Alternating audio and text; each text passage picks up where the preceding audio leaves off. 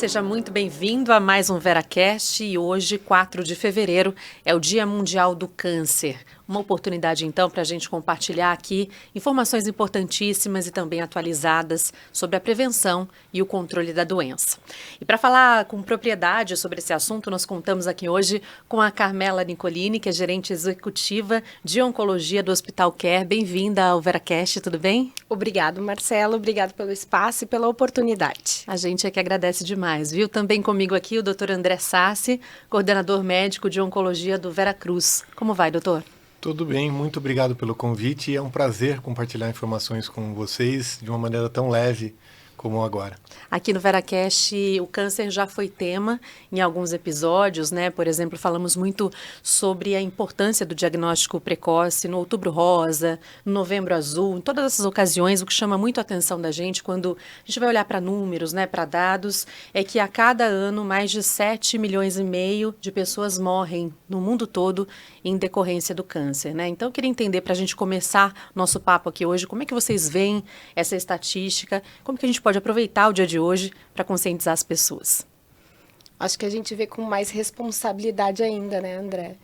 E o quanto nós, como instituições de saúde, somos responsáveis por passar informações seguras, oportunas e que possam realmente influenciar positivamente na vida dos nossos pacientes e da população em geral.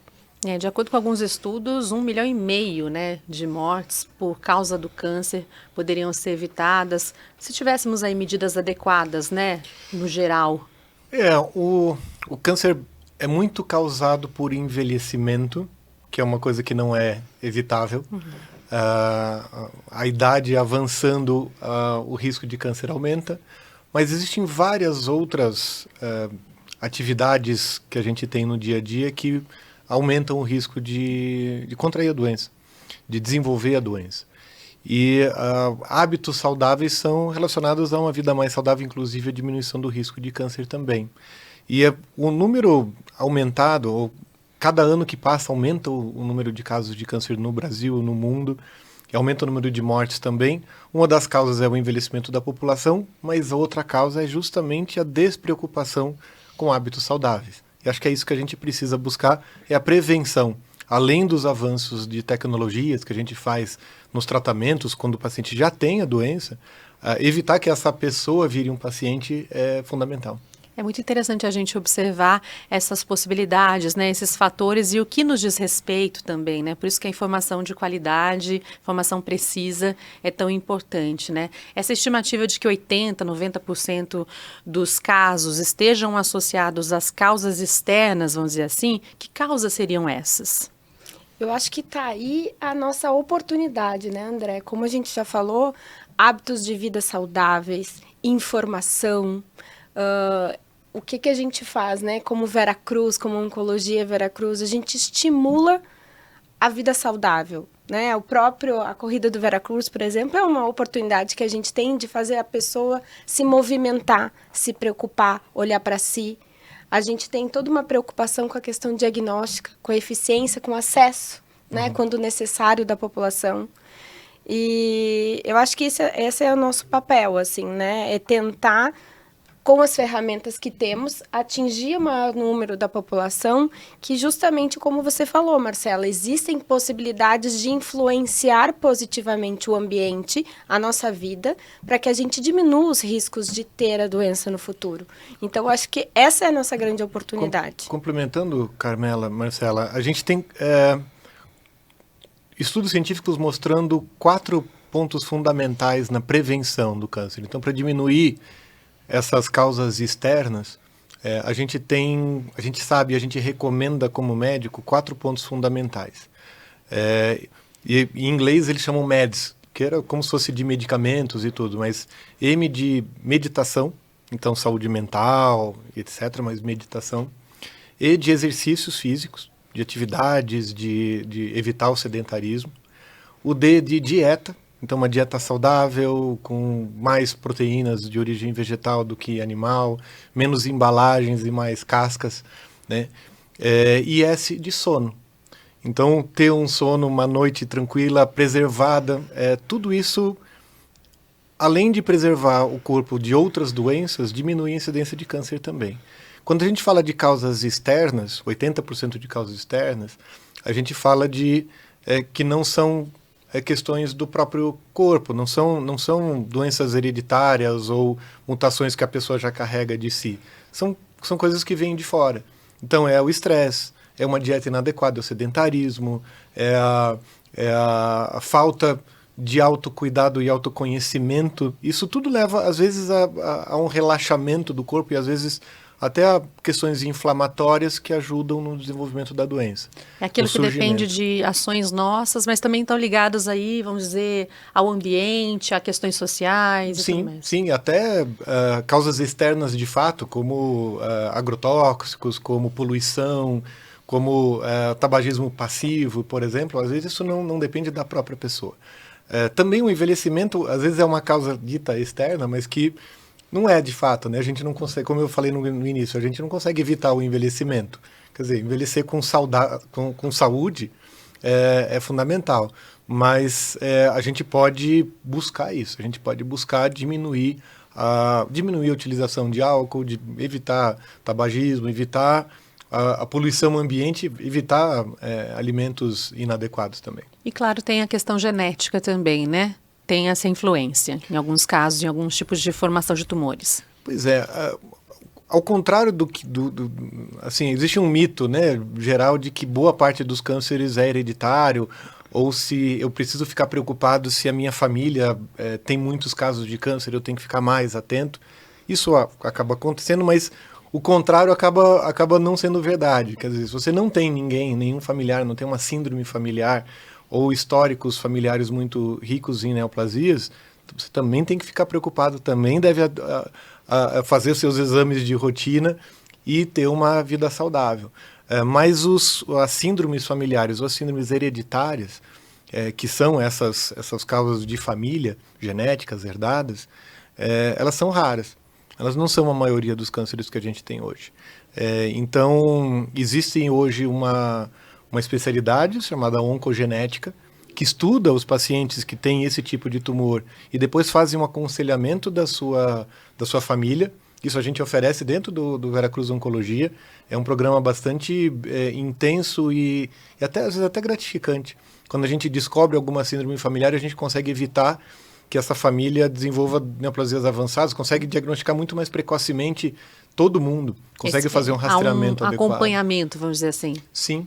A partir do momento que a gente diagnostica um filho de um paciente que teve câncer avançado, mas ele descobre cedo, aos 20 anos, que tem alguma síndrome hereditária, a gente pode tomar algumas medidas, desde exames de rastreamento mais cedo, mas também algumas atividades que podem diminuir a chance dele desenvolver doenças, como evitar exposição a exames com raio-x, com radiografia, por exemplo, mas várias outras atividades que podem preservar a saúde das pessoas. Tem uma definição de que o câncer é o conjunto de mais de 100 doenças, né, que se caracterizam pelo crescimento desordenado e rápido de células, e a gente pode elencar aqui quais são os tipos mais comuns no Brasil? Claro que podemos, eu acho que inclusive a epidemiologia que a gente tem nacional é muito do que a gente vê no nosso serviço aqui da Oncologia Veracruz, predominantemente o câncer de mama em mulheres, né, André? Eu acho que o André pode complementar melhor, mas o que me chama a atenção, né, André, é que recentemente a gente teve um estudo brasileiro publicado e a gente tem muita ideia, como o André está enfatizando também, né, de que o câncer é uma doença do envelhecimento, ela não deixa de ser, mas o que a gente vem constatando também, né, André, é uma precocidade maior do surgimento dessas doenças. Mais de 40% dos casos de mulheres com câncer de mama hoje, elas têm menos de 50 anos. Então, isso aí também é algo que a gente está sentindo, inclusive lá no nosso serviço. O câncer de mama, em termos de prevalência, é o mais comum até, porque boa parte das mulheres, ainda bem, fazem um diagnóstico mais precoce e então, conseguem fazer o seu tratamento. Às vezes, quando diagnosticam com doença metastática, ainda assim a gente tem muita tecnologia para preservar a qualidade de vida, mas manter uma expectativa de vida ainda muito longa. Isso é uma grande vantagem que a ciência trouxe. O câncer de próstata nos homens também, aí também é o mais prevalente, o que a gente mais tem no consultório também. Mas a gente precisa lembrar muito também do câncer de pulmão, que é um dos cânceres que mais mata. apesar de não ser um dos mais incidentes, é o que mais mata, porque a letalidade dele é muito grande. Então, quem tem o diagnóstico, muitas vezes a causa de morte vai ser o próprio câncer de pulmão, ele não vai ter outras causas decorrentes da velhice, cardiovasculares, etc. O câncer de intestino, então câncer coloretal, que a gente chama de câncer de intestino, é um dos cânceres mais incidentes, e isso hoje traz para a gente também uma informação importante também de diagnóstico precoce. É um dos que menos se faz o diagnóstico precoce através de rastreamento e que seria possível. A colonoscopia, a partir dos 50 anos, é um exame recomendado para rastreamento. E eu vejo no consultório muitos pacientes que chegam com diagnóstico aos 60, 65, que nunca fizeram nenhuma colonoscopia e acabaram desenvolvendo uma doença avançada. A colonoscopia, especificamente, ela é um exame que ele, além do diagnóstico precoce, ele previne mesmo, porque ele retira muitas vezes pólipos benignos, que são doenças benignas, mas que podem, ao longo de anos, se transformar numa neoplasia. Então a retirada desses pólipos é preventiva. Ela evita que a doença apareça e isso acaba sendo custo-efetivo. Quer dizer, você gasta menos, evita uma doença e acaba gastando menos com tratamento posterior. Então, para a saúde pública seria custo-efetivo, para planos de saúde seria custo-efetivo e, obviamente, para a pessoa é muito mais fácil fazer um exame preventivo do que depois fazer o diagnóstico. O que fica aqui com a explicação do Dr. André é a importância do acompanhamento médico, né, da frequência da ida ao médico, de alguns exames, justamente na prevenção, né, na identificação precoce do câncer.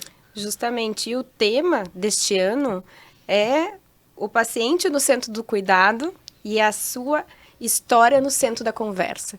E mais uma vez a gente enfatiza, né? Obviamente a gente fala muito das instituições de saúde colocarem o paciente no centro do seu cuidado, mas também o quanto o paciente está se colocando no centro da conversa, né? Da sua história. Então, o quanto ele também tem responsabilidade na questão de tomadas de decisões importantes na sua vida, para também contribuir com uma menor incidência da doença dentro do seu círculo familiar, do seu círculo de amigos, tanto com informação, quanto com novas atitudes, quanto com medidas preventivas, realização de seus exames. Então, eu acho que esse é o tema que a gente quer debater, assim, colocar o paciente no centro do cuidado, mas colocar a sua história no centro da conversa. Esse tema é Unidos pela Única, né? Que é o tema que foi definido pela União Internacional para o Controle do Câncer esse ano e está muito alinhado pelo que você está dizendo para a gente aqui, né? Então, a filosofia do Vera também. Exatamente.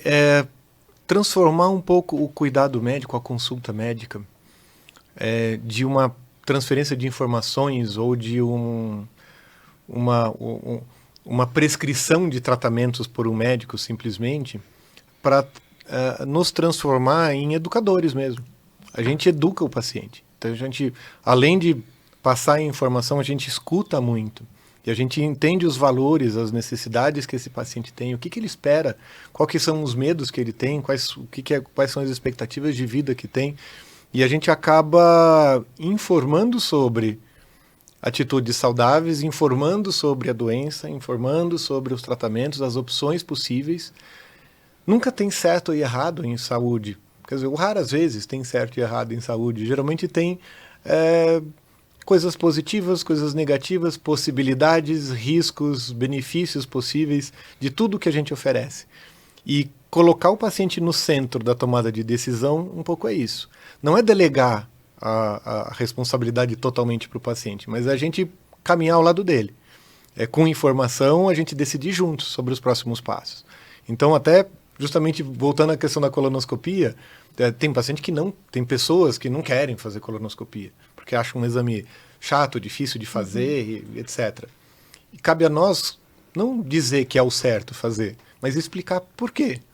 Explicar como ela vai se beneficiar, por que vale a pena passar por um desconforto. A mesma coisa dos homens com câncer de próstata, com toque retal e PSA, as mulheres com mamografia, às vezes ultrassom, ressonância de mama, outros exames mais complexos, e todos os exames de rastreamento que podem existir com cuidado individualizado. Cada pessoa tem uma história, cada pessoa tem um risco, a gente precisa entender história familiar, a exposição a risco, comportamentos, explicar quando que é necessário mudar comportamento, como fazer isso de maneira saudável e que seja também persistente, que seja uma questão de mudança de história de vida, de estilo de vida permanente. É muito interessante esse olhar individualizado, né? Essa preocupação com a particularidade daquela pessoa, daquela história, né?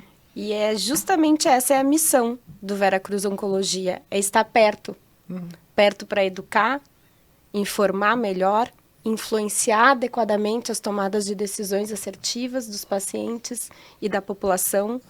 E essa é a nossa premissa, né, André? É transformar realmente, não apenas uma consulta médica, uma experiência de tratamento, mas uma história de vida, onde não existe só o paciente, existe uma família, existem amigos, e o que a gente tem que fazer é acolher como um todo, uma história, não só uma pessoa. Aumentam, inclusive, as chances, né, nesse tratamento. Por falar em tratamento, a gente vem observando e conversando aqui também no VeraCast, né, nos vários episódios que a gente faz, que o tratamento do câncer ele vem evoluindo bastante, né, doutora? É impressionante, né? Eu costumo dizer, na época que eu fazia mestrado, há um tempo atrás, a gente não precisa falar em anos, mas o quanto a gente já vinha estudando tanto a questão de imunoterapia, a questão da terapia-alvo. Eu lembro do mestrado ser nessa área e hoje a gente sabe que aquela pontinha do iceberg está dentro da população, está em prática nas nossas unidades de saúde. A gente pode dizer hoje que a gente tem resultados completamente satisfatórios, o que a gente não tinha há pouco tempo atrás, quando a gente fala em saúde, 20 anos atrás é nada, né, André? Assim, a ciência avançou muito na identificação dos diferentes tumores. Então, o grande salto aconteceu quando a gente conseguiu fazer o sequenciamento genético das células. Era uma coisa que era muito... Na década de 80, 70, 80, era uma coisa muito longa. Quando se barateou isso, conseguiu-se mapear, sequenciar geneticamente vários tipos de tumores, e aí se descobriu que eles são doenças completamente diferentes entre si. Eles carregam a mesma capacidade, a mesma característica de se multiplicar sem controle, de invadir vasos sanguíneos, de disseminar para outras partes, mas a origem e o porquê isso acontece é diferente nas centenas de doenças diferentes. E a maneira com que a gente bloqueia essa multiplicação, essa invasão, essa disseminação, pode ser diferente, porque se a causa é diferente, ou a forma de controlar isso também é. E isso causou uma explosão do conhecimento e o desenvolvimento de talvez milhares de medicamentos diferentes, cada um para um alvo terapêutico em si. Isso, por um lado, melhorou muito, tanto qualidade de vida, porque quanto mais específico quanto mais se bloqueia aquela proteína única que é a responsável pelo crescimento, melhor a chance de controle da doença e menos efeitos colaterais se tem. Mas também, por outro lado, isso infelizmente aumentou muito o custo. E aí o acesso, que a gente falou no início, o acesso aos medicamentos acaba sendo um desafio. Porque também cada vez o preço dos medicamentos para tratamento das doenças avançadas fica cada vez mais alto, apesar dele ser cada vez mais efetivo também. Então, encontrar um equilíbrio de pesquisa clínica que traga avanços tecnológicos e científicos adequados, e que isso seja aplicável na população, mas que seja realmente pagável por todas as instituições, acessível, desde o SUS, desde até os planos de saúde, mas até do ponto de vista pessoal de cada um, acho que isso é um desafio que a gente ainda está tentando encontrar o melhor caminho. Hoje, quais são as opções, se a gente puder trazer algumas aqui que estão à disposição? Tem as menos invasivas, as mais invasivas, né? Olha, a cirurgia ainda é um grande aliado no tratamento do câncer. A radioterapia também, cada vez mais tecnológica, cada vez mais pontual, mais precisa. Mas os tratamentos sistêmicos, a gente tem várias alternativas. Desde terapias hormonais, para alguns tipos de tumores que dependem de alvos hormonais. Terapias-alvo, que é o que eu falei, às vezes é um bloqueador de uma proteína. São medicamentos orais que inibem o funcionamento de uma proteína muitas vezes mutada. A gente tem a quimioterapia, que ainda é muito utilizada. A quimioterapia destrói células que estão em multiplicação contínua. O nosso corpo também depende de multiplicação de células normais para sobreviver. Então, por isso, os efeitos colaterais são tão complexos e às vezes são tão desafiadores. Mas a quimioterapia ainda é muitas vezes utilizada. A imunoterapia, hoje, talvez seja a grande novidade e a grande sedução, às vezes, da tecnologia. Todos os pacientes que têm algum tipo de tumor avançado querem saber se a imunoterapia funciona para eles, porque ela também inibe algumas proteínas, mas liberando o sistema imunológico da pessoa para reconhecer o câncer como um agente externo, um agente inimigo. E isso mudou a história da doença de vários tipos de tumores, os mais importantes, melanoma e câncer de rim, em que a gente conseguiu curar pacientes com doenças metastáticas, que antes eram incuráveis e com uma mortalidade, uma expectativa de vida muito curta, uma mortalidade muito alta. Então, alguns tipos de tumores de outras áreas também podem ser tratados com imunoterapia. Mas, como eu falei, às vezes acho que a gente talvez já chegue na casa dos milhares de tratamentos diferentes, cada um com um tipo de particularidade e de identificação. E saber escolher a combinação ou o momento de utilizar cada tipo de tratamento, acho que é a nossa arte hoje. E quando a gente fala em cura, tem muitos fatores envolvidos para chegar até ali também, né? Acho que acredito que a questão emocional é bastante importante, né? A gente tem todo um alicerce dentro do nosso serviço também para dar esse tipo de apoio. A gente tem permanentemente equipes multidisciplinares dentro do serviço que, além do médico, temos o farmacêutico, temos o psicólogo, temos o nutricionistas. A gente tem grupos de familiares, a gente tem rodas de conversa. E eu acho que esse alicerce ele também é importante na busca da cura. E a busca da cura também é a conversa, é se colocar à disposição, é tomar decisões difíceis. E eu acho que também uma das nossas responsabilidades, né, André, como você falou, né, hoje a gente tem milhares de alternativas, né, de medicamentos, alvos para essas centenas de doenças diferentes que o câncer é. E o grande desafio que a gente tem é dar acesso, né? É o back-office, é o bastidor. Como é que eu consigo fazer com que o nosso médico consiga dar o melhor tratamento, no melhor tempo, para o paciente adequado.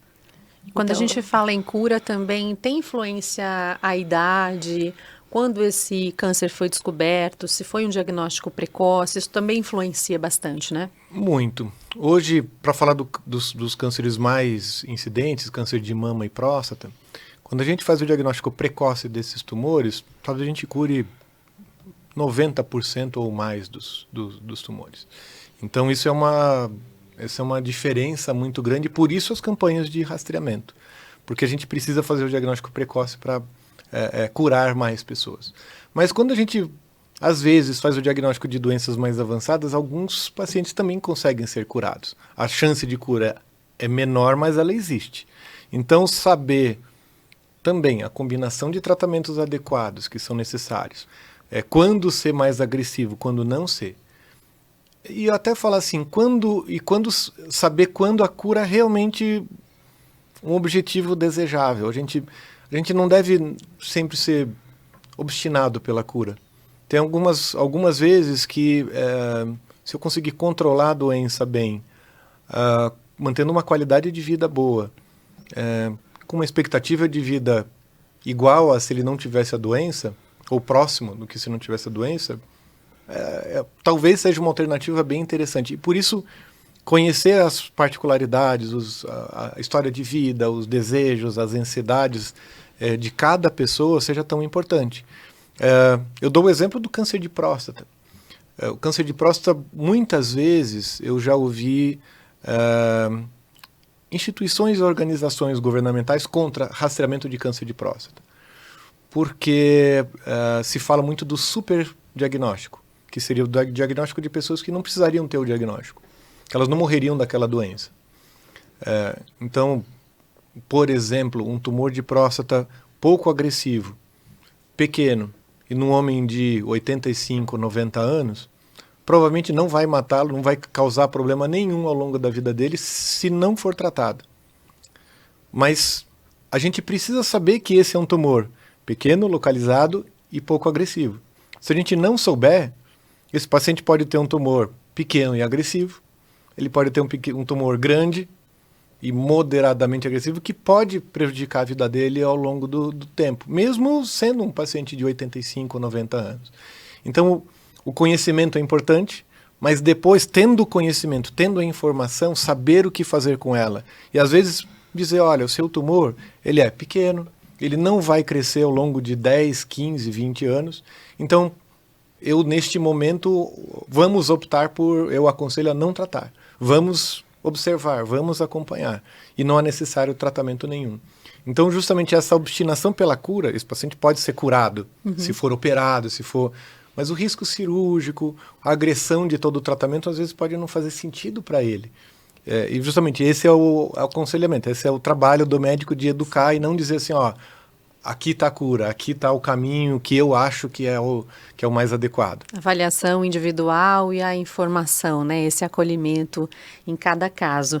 Carmela falou, o doutor André falou também aqui hoje sobre prevenção, já deram várias dicas aqui ao longo do episódio, mas eu acho bem importante para a gente concluir hoje o nosso papo aqui, a gente reforçar, né? Falando sobre prevenção, falando sobre hábitos que a gente pode ter no nosso dia a dia, que podem evitar o câncer nesse dia que marca mesmo uma data de conscientização. O que vocês podem trazer para a gente com relação a isso? Eu gostei do recado do André, gostei do MED. Acho que se a Sim. gente tiver isso em mente todo dia quando a gente acorda, e se a gente falar sobre o assunto, que eu acho extremamente importante, porque a gente pode influenciar um amigo, influenciar um familiar, e colocar realmente em prática, né? O MED. Eu acho que a gente tem aí algumas centenas ou milhares de vidas salvas por mudanças de hábitos que estão nas nossas mãos. Eu acho que a gente tem que ser exemplo e a gente tem que ser insistente. Então, eu lembro de um professor meu da faculdade de medicina, aqui na Unicamp, de cardiologia. Ele fumava no consultório para discutir os casos. Eu achava um absurdo, uma loucura, porque assim, não fazia o menor sentido acontecer isso. E eu acho que também a gente precisa, nós profissionais de saúde, a gente precisa se cuidar, a gente precisa dar o exemplo e a gente precisa ser insistente com todos, ao nosso redor e os pacientes. Então, a questão de novo, meditação e autocuidado, exercícios físicos e exercícios físicos de fato, vigorosos, em média 30 minutos por dia, não precisa ser todo dia, mas a média ao longo da semana tem que ser 30 minutos por dia. Uma dieta pobre em proteínas animais, rica em proteínas vegetais, e sono adequado, isso salva a vida. Isso evita câncer, isso diminui o meu consultório, isso diminui a necessidade de ficar no oncologista cuidando da sua vida depois. Isso realmente muda a história. A gente vai torcer para que você tenha menos trabalho, então. É isso aí.